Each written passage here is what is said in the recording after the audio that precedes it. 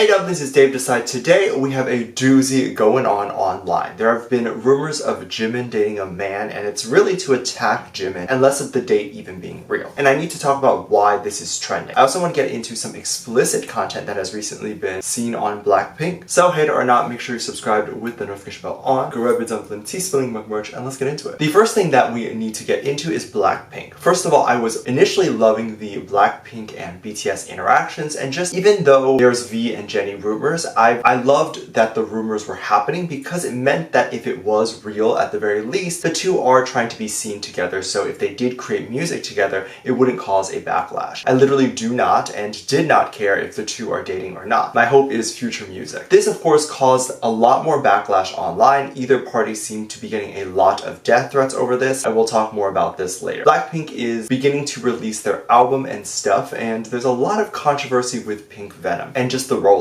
Pink Venom allegedly got banned on the Korean broadcast or something, and netizens believe it had something to do with copyright. They're not banned at all in America, I don't think. And the issue of copyright is believed to have nothing to do with the song itself. It's not anything to do with the beat, but apparently the mention of brands like Celine and Chanel.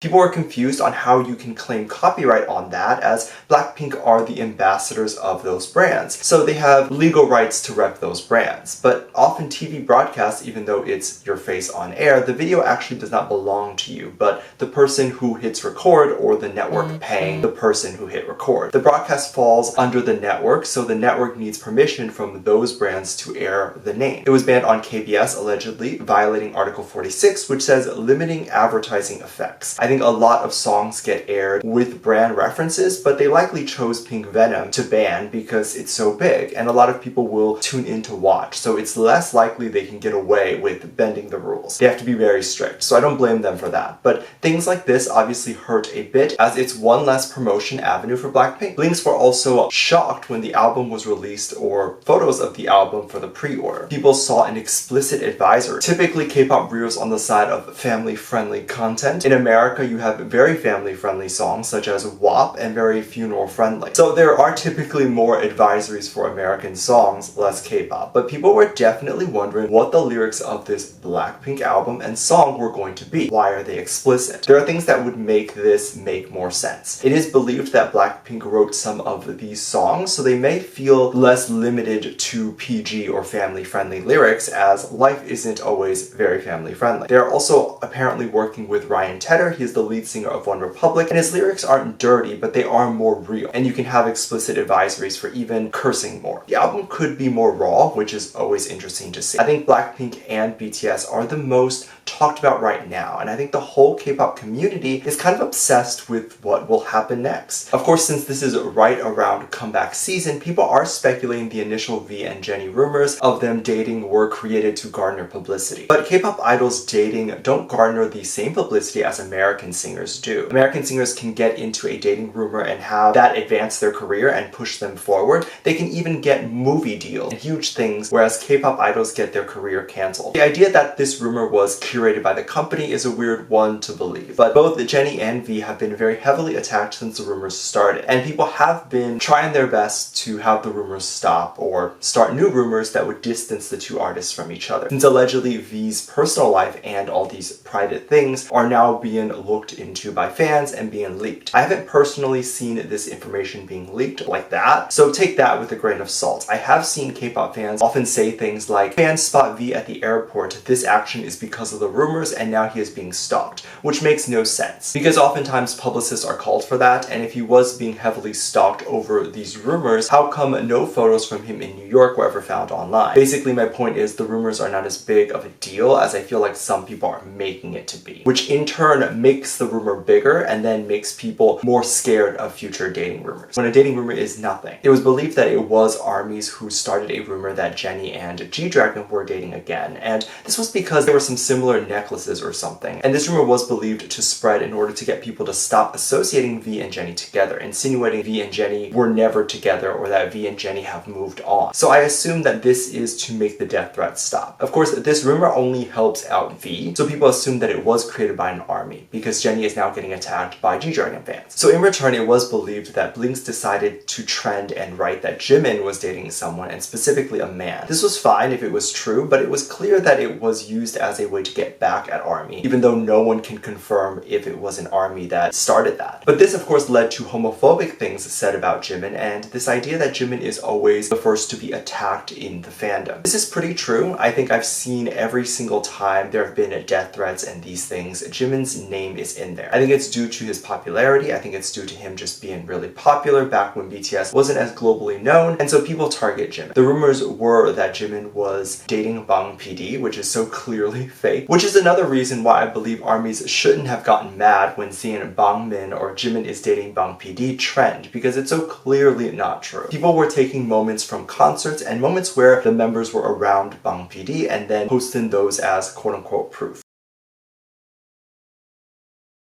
It's the same ridiculous type of proof that fans would use to justify two idols dating. And then there were even more derogatory comments of Jimin getting down on his knees or photoshopping condoms on his hand. This gets very explicit, and very explicit very fast. It's definitely unnecessary to sexualize him like that. I think assuming that Jennie and G-Dragon are dating is one thing, but then describing what they must be doing in bed is crossing a whole other line. But it's also clear that those people were not describing Jimin sleeping with a man as a fantasy thing, but more as a way to mock Jimin, to say he's less manly or whatever.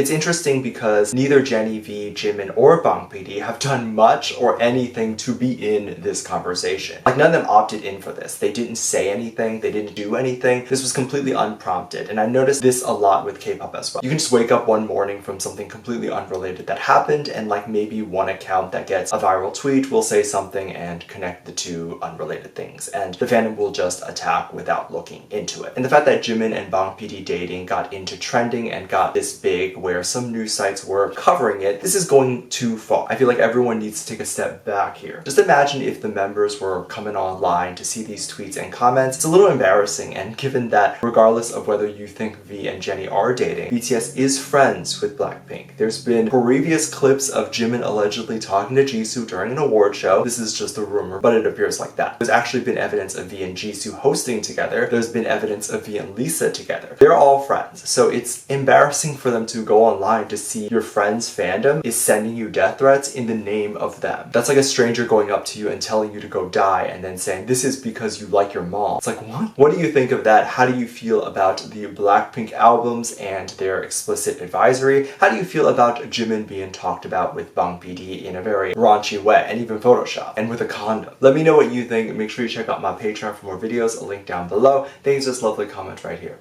Love you, bye.